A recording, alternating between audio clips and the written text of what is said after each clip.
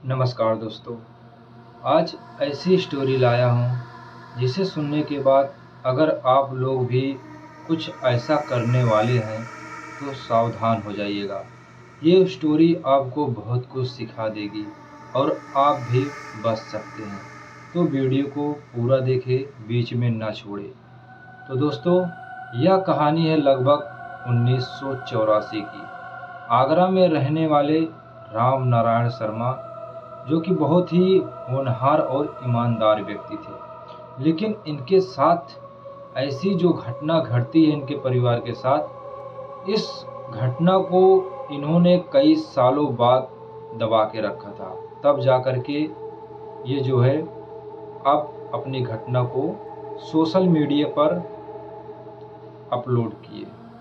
पूरा इन्होंने विस्तार से बताया, तब जाकर के मुझे जो है, जिस इंसान ने मुझे ये घटना बताई है, मैं उसका नाम लास्ट में बता देता हूँ।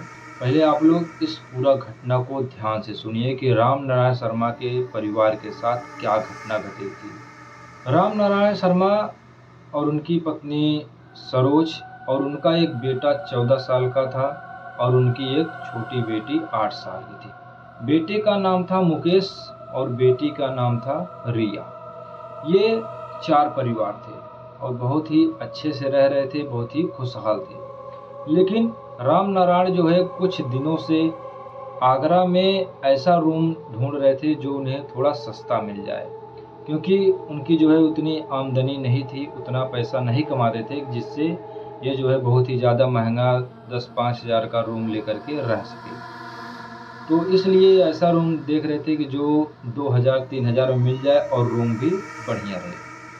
तो ये ढूंढ रहे थे, तो एक दिन जो है इनको एक आदमी मिलता है और इनको ले जाकर के एक रूम दिखाता है। बोलता है यह एक रूम है, बड़ा सा रूम है और बढ़िया है, सस्ता रूम है। तो राम नारायण शर्मा जी ने पूछा कि इस रूम का रेंट कितना है। तो उसने बताया कि बहुत ज़्यादा नहीं है, बस इस रूम का रेंट 3000 है और आपको इतना बड़ा घर मिल रहा है, आप अच्छे से रह सकते हैं, बिजली भी फ्री है, पानी भी डेली मिलता है और अंदर लेटरिन बाथरूम सब कुछ था, उसमें एकदम ओके था। लेकिन उस घर का मालिक जो है उस घर में नहीं रहता था। वह जो है घर को 2 साल पहले ही छोड़ करके बाहर रहने लगा था। और उस जो मालिक का एक साथी था, मतलब जब ये मालिक उस घर में रहता था तो उसके बगल का ही आदमी था, तो जो साथी था, तो उसने जो है उस घर को दिलाया था। उसने कहा था कि अगर कोई मालिक ने कहा था कि अगर कोई आदमी घर किराए पर ले रहा है तो इसे ये घर किराए पर दे दो, घर में कोई दिक्कत है नहीं। तो राम नारायण बिना कुछ सोचे समझे उस घर को ले लेते हैं और अगले दिन उस घर में रहने के लिए शिफ्ट हो जाते हैं। तो पहले दिन जब शर्मा जी बाहर निकलते हैं मोहल्ले में घूमने के लिए, तो उनको कई लोग ऐसे बहुत ध्यान से घूरते हैं और तरह तरह की बातें बोलते हैं। कई लोग कहते हैं कि यार शर्मा जी इस घर में कैसे आ गए। कोई कहता था कि शर्मा जी को पहले इस घर के बारे में पता कर लेना चाहिए था, तब आना चाहिए था। तो ऐसे तरह तरह की बातें होने लगी। तब शर्मा जी एक दिन ऐसे किसी आदमी के मुंह से अपनी ये बातें सुन लिए और फिर उससे पूछते हैं कि भाई आखिर तुम लोग ऐसा चुप चुप के बात क्यों करते हो? अगर कोई दिक्कत हो तो मेरे सामने बताओ, मेरे मुंह पे बताओ, क्या दिक्कत है? तो आदमी लोग डरते डरते बोलते हैं कि देखिए शर्मा जी, आप बुरा मत मानिएगा, हमें आपसे कोई दुश्मनी नहीं है, न ही हम आपको यहाँ से भगाना चाहते हैं। हम बस आपको ये सही चीज़ बताना चाहते हैं कि ये जो आपने ये कमरा लिया है, ये आपके लिए सही नहीं है। आप इस कमरे को जितना बेहतर हो सके छोड़ दें, सही रहेगा। क्योंकि ये कमरा बढ़िया है देखने में और सस्ता भी है, यहाँ पर कोई दिक्कत भी नहीं थी। लेकिन अब दिक्कत जो है होने वाली है आपके साथ, क्योंकि आप इस कमरे के बारे में भी उतना नहीं जानते हैं। तो शर्मा जी जो है उसकी बात सुन कर के हँसने लगते हैं, बोलते हैं अरे बेटा, तुम लोग ऐसी बातें कर रहे हो, ऐसा कुछ नहीं है, ये सब फालतू बात है। कभी भी ये सब अंधविश्वास में मत पड़ना, ये सब भूत प्रेत कुछ नहीं होता है। तो शर्मा जी उसी व्यक्ति को समझाने लगे। तो वह कहता है ठीक है, कोई बात नहीं, मैंने आपको बता दिया, मेरा काम था सलाह देना। क्योंकि शर्मा जी देखिए, शर्मा जी थोड़ा पढ़े लिखे थे, इसलिए जो है ये सब चीज़ें, फालतू चीज़ें नहीं मानते थे। और शर्मा जी उस रूम को छोड़ना भी नहीं चाहते थे, क्योंकि इतना मुश्किल से इतना बढ़िया रूम और इतना सस्ता मिला, इसलिए ये सोचते थे कि मैं इस रूम को छोड़ूंगा नहीं, क्या पता है कोई आदमी लोग मुझे जानबूझ के यहाँ से भगाना चाहता हो। तो उनके दिमाग में ये चलता था। तो फिर फिलहाल ये सब बातें कुछ नहीं सोचते हैं और बढ़िया से फिर वहाँ पर रहने लगते हैं, काम उम पर वो करने लगते हैं। और फिर 2-3 दिन जब बीतता है तो इनकी फैमिली अच्छे से एकदम खुश रह रही थी, चल रही थी। और जब 2-3 दिन बीतता है तो एक रात जो है, वो जब घर में सब लोग सो रहे थे, ये जो उनका बेटा था और उनकी बेटी, ये लोग एक कमरे में रहते थे और शर्मा जी और उनकी पत्नी एक कमरे में रहते थे। क्योंकि घर थोड़ा बड़ा था तो उसमें जो है 2 कमरा लिए थे ये लोग। तो जब रात हुई तो रात में जब इनकी पत्नी सो रही थी, अचानक इनकी पत्नी की नींद खुल जाती है। और नींद इसलिए खुलती है कि इनको जो है रसोई घर में कुछ गिरने का आवाज़ आया। ऐसा लग रहा है जैसे कोई बर्तन ज़ोर से पटक रहा है। इस तरह से आवाज़ आया। तो ये जब उठी तो पति अब शर्मा जी को जगाई, तो शर्मा जी को बताई कि रसोई घर में से आवाज़ें आ रही है। ऐसा लग रहा है जैसे कोई बर्तन तेज़ी से पटक रहा है।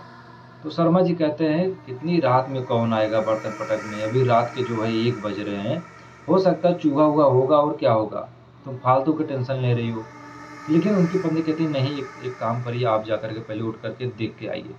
तो वह ज़बरदस्ती शर्मा जी को भेज देती है। शर्मा जी टॉर्च लेकर जाते हैं तो देखते हैं अंदर जो है कोई बर्तन गिरा ही नहीं था और ना ही कहीं से कोई आवाज़ आ रही थी। तो जब शर्मा जी आते हैं बताते हैं कि तुम सपना देख रही थी क्या?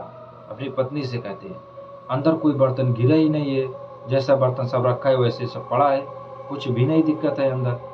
तो उसकी पत्नी सोचती है कि अभी मैंने आवाज़ सुनी और अभी वहाँ पर बर्तन नहीं गिरा है। फिर वह सोचती है कि चलो हो सकता है कि मैंने सपना ही देखा होगा।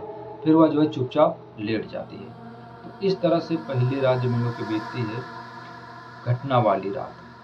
फिर अगले दिन दूसरी रात फिर यही एक घटना होती है। इस बार उसका बेटा जो है अपने कमरे में था और उसकी जो बहन थी वो सो गई थी। तो अचानक उसका बेटा पढ़ाई कर रहा था। अचानक उसकी खिड़की पर ऐसे जो है कोई ऐसे खट-खट करता है, नॉक करता है। ऐसा लगा तो वो फिर सोचता है कि यार कौन है इतनी रात में नॉक करता है। तो वो जब खिड़की खोलता है तो उसे कोई दिखाई नहीं देता है। तभी अचानक उसको पीछे से आवाज़ आने लगती है किसी औरत की, रोने की। तो फिर सोचता है कि इतनी रात में कौन औरत रो रहा है मेरे घर के सामने। फिर वो सोचता कि लगता है किसी को दिक्कत है, मुझे देखना चाहिए। क्योंकि इसका बेटा जो है थोड़ा दिल से साफ था, वह अगर कोई भी परेशान रहता था तो वह तुरंत उसकी मदद करने के लिए चला जाता था। तो वह रात में अपने पापा मम्मी को जगाया नहीं, वह बाहर दरवाज़ा खोल करके टॉर्च लेकर के निकल गया। लेकिन बाहर देखा कोई भी नहीं दिख रहा था। बस औरत को रोने की आवाज़ आई, उसके बाद कोई दिखा नहीं। वह फिर अंदर आकर के दरवाज़ा बंद कर लिया और फिर अपना कॉपी किताब बंद करके लेट गया। क्योंकि अब उसे थोड़ा डर सा लग गया कि अभी अचानक मैंने आवाज़ सुनी रोने की, लेकिन अभी कोई दिख नहीं रहा है। तो सुबह जब होती है वो अपने पापा मम्मी को बताता है और जब उसकी मम्मी ये बात सुनती है तो वो घबरा जाती है। तो मम्मी उसकी कहती है कि मैंने तुमको पहले भी दिन बताया था कि बर्तन की आवाज़ आ रही रसोई घर में, आज बेटे के साथ ऐसा रोने की आवाज़ सुना दी, लेकिन तुम मान ही नहीं रहे हो। अब भी शर्मा जी नहीं मान रहे, सोच रहे हैं कि यार तुम लोग को हो सकता है नया घर है, सपना अपना ऐसा देख रहे हो, कोई दिक्कत है 2-4 दिन रहो, 10 दिन सब कुछ शांत हो जाएगा, कुछ नहीं तुमको लगेगा। लेकिन शर्मा जी कुछ नहीं बात मान रहे। लेकिन अब शर्मा जी की यही गलती उनके लिए सबसे खतरा बनते जा रही थी। अब धीरे-धीरे अजीब-अजीब तरह की घटनाएँ होने लगी।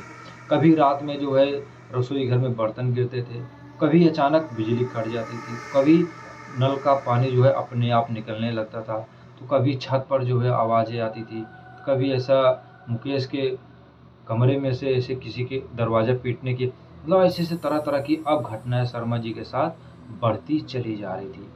तो एक दिन क्या हुआ, अब शर्मा जी के साथ घटना होता है।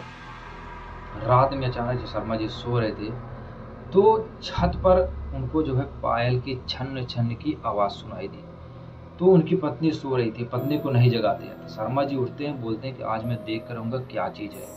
वह जैसे ही फिर छत पर जाते हैं टॉर्च लेकर के, देखते हैं वहाँ पर कोई नहीं था, बस आवाज़ें आ रही थी। लेकिन जब वो लौटने लगते हैं तो देखते हैं कि छत पर किसी के गीले पैरों के निशान थे और वो निशान सीधा सीढ़ियों से उतर करके उनके बेटे मुकेश के कमरे तक गया था। और इसके बाद वो निशान गायब हो गया था। यह देख करके फिर शर्मा जी पूरी तरह चौंक जाते हैं। अब उनको डर लगने लगा कि ये सचमुच इसका मतलब यहाँ पर कोई है, नहीं तो ये निशान किसका है। अभी गीले गीले पैरों का निशान बना हुआ था और ये निशान कोई आदमी का नहीं था, औरत का था, साफ साफ दिख रहा था। तो शर्मा जी सुबह जो है फिर अपनी पत्नी को बताते हैं कि मैंने भी ऐसा कुछ देखा। तो पूरे घर के लोग अब बहुत ज़्यादा घबरा जाते हैं। शर्मा जी बाहर निकलते हैं उस दिन में और जा कर के आस-पास के लोगों से पूछते हैं, लेकिन कोई नहीं बताता। फिर वह जो है उनको रास्ते में एक बुजुर्ग आदमी मिलता है, उसी बगल में ही था। वह बोलते हैं, क्या हुआ शर्मा जी, आप बहुत ज़्यादा परेशान दिख रहे हैं। तो शर्मा जी अपनी सारी घटना जो उनके साथ हुई थी, वह सब कुछ उस आदमी को बताते हैं। वह आदमी जब सुनता है तो एकदम घबरा जाता है। तब वह बताता है कि शर्मा जी, यह जो घर है, यह आज से करीबन 60 साल पहले इस घर में जो मालिक था, उस मालिक की बेटी की शादी पड़ी थी और ना जाने शादी के दिन ही मालूम नहीं कैसे उसकी बेटी कमरे में मृत पाई गई। उसका मृत शरीर मिला और इसका कोई पता नहीं चला कि उसको कौन मारा कौन नहीं। ये एकदम रहस्यमयी रह गया। और उसके बाद से शर्मा जी शर्मा जी और उसके बाद से उस मकान मालिक के घर में अजीब-अजीब तरह से घटनाएँ होने लगी और बेटी के मरने के बाद मकान मालिक इस घर को छोड़ दिया, क्योंकि अब उसका कोई सहारा नहीं था। वह जाकर के कहीं और रहने लगा, क्योंकि इस घर में जब वो रहता था तो उसको उसकी बेटी की बहुत ही ज़्यादा याद आती थी। वो हमेशा परेशान रहता था, इसलिए उसने ये घर को छोड़ के कमरे पे दे दिया। लेकिन कोई भी इंसान जो भी आता था कमरे में इस रहने के लिए किराए पर, वह 1 ही 2 महीने में यहाँ से छोड़कर भाग जाता था। और ये आप आ गए, अब ये आपके साथ ऐसी घटना हो रही है। तो शर्मा जी जब ये बात सुनते हैं तो उनके तो भाई एकदम हाथ पैर ऐसे काँपने लगते हैं। वह सोचते हैं कि मैं कितना बड़ा बेवकूफ़ था जो मैंने लोगों की बात नहीं मानी। सस्ते कमरों के चक्कर में, सस्ते पैसों के चक्कर में मैंने जो है ये कमरा ले लिया। और फिर ये लोग शर्मा जी फिर ठान करते हैं, अपने जाते हैं घर पर, अपने पत्नी को बताते हैं कि सामान-वामान पैक करो, हम जो है अगले दिन निकलने वाले हैं। लेकिन एक दिन अमावस्या की रात, अगले ही दिन अमावस्या की रात थी और ये सोच रहे थे कि अमावस्या बिता करके निकलेंगे। उसी रात जो है मुकेश अपने कमरे में से गायब हो गया। वह उस कमरे में दिख नहीं रहा था। पूरे घर के लोग परेशान हो गए, सभी लोग इधर-उधर ढूँढने लगे। तो तभी मुकेश को याद आया कि जिस आदमी ने कमरा दिलाया था, उसने बताया था कि ऊपर वाली मंजिल पर मत जाना, वहाँ पर एक रूम है जो काफ़ी दिनों से बंद रहता है, उसमें कोई नहीं जाता। तब शर्मा जी डरते-डरते हुए उस रूम के पास जाते हैं और वो दरवाज़ा जब खोलते देखते हैं उसके अंदर से पहले काफ़ी ज़्यादा चमगादड़ निकले, क्योंकि वह बहुत ही ज़्यादा पुराना रूम हो चुका था, एकदम मटमैला था। और जब वहाँ पर लाइट्स जलाकर देखते हैं तो उनका बेटा मुकेश वहीं ज़मीन पर बेहोश पड़ा मिला। तो शर्मा जी डर जाते हैं, फिर इतना डर जाते हैं कि अपने बेटे को फिर उठाते हैं, डरते-डरते लेकर नीचे आते हैं, पानी-वानी छिड़कते हैं। जब उनका बेटा को होश आता है तो सुबह जो है वो बताता है कि पापा मालूम नहीं, मैं अपने कमरे में था और अचानक बाहर से किसी की आवाज़ आई, एक आंटी की। वो मुझे बुला रही थी और फिर मैं जब पीछे-पीछे गया उस आंटी के, क्योंकि वो आंटी मुझे साफ दिख रही थी, ऐसा लग रहा था जैसे हमारे बगल की कोई है। तो वह मुझे ऊपर ले गई और ऊपर जब मैं कमरे में गया तो मुझसे बोली कि यह घर मेरा है, तुम लोग यहाँ से चले जाओ, इस घर में मैं अकेले रहती हूँ। और उसके बाद फिर मेरे साथ क्या हुआ मुझे कुछ नहीं याद हुआ। मैं जब सुबह हो रहा हूँ मैं आपके पास हूँ। तब शर्मा जी जो है बहुत ज़्यादा घबरा जाते हैं। फिर उसी दिन ये जो है कमरे को छोड़ करके चले आते हैं वापस अपने गाँव में और फिर जा करके फिर उनको शांति मिलती है। कुछ दिनों बाद एकदम सब कुछ सही हो जाता है। जो अभी, क्योंकि उनके साथ ये जो नया-नया घटना हुआ था, अभी भी बहुत ज़्यादा घबराए हुए थे सब घर के लोग। घर पर गाँव में भी आकर के सही से नहीं रहते थे, ना सही से खाते थे, ना सही से सो पाते थे। ऐसी घटना अगर किसी के साथ हो जाती है तो एक बार आदमी सदमे में चला जाता है। वो बार-बार भुलाने की कोशिश करता है लेकिन भूल नहीं पाता है। तो कुछ दिनों बाद धीरे-धीरे शर्मा जी ये बात भूल गए और उसके बाद काफ़ी सालों बाद जो है ये अपनी बात उन्होंने बताई, क्योंकि वो किसी को बताना नहीं चाहते थे। तो जब उन्होंने बताया तो इससे कई लोग सावधान हो गए। और दोस्तों, आप लोग भी सावधान हो जाइए। अगर कहीं भी आप बाहर कमरा लेते हैं तो सस्ते कमरों के चक्कर में ऐसे ही बिना जानकारी के मत ले लीजिए। अगर आप सभी को शर्मा जी की ये स्टोरी पसंद हो तो वीडियो को लाइक और हमारे चैनल को सब्सक्राइब कीजिएगा। और ये स्टोरी मुझे किसी और ने नहीं बताई, बल्कि जो शर्मा जी को पहले दिन बताया था कि यहाँ पर ऐसा-ऐसा घटना है, उस आदमी ने ही मुझे ये स्टोरी बताई थी। क्योंकि शर्मा जी ने उससे अपनी पूरी बात बताई तो उसने जो है मुझसे ये स्टोरी बताई। अगर आप सभी को वीडियो अच्छी लगी तो वीडियो को लाइक और हमारे चैनल को सब्सक्राइब कीजिए और मिलते हैं बहुत जल्द अगले रहस्य के साथ में।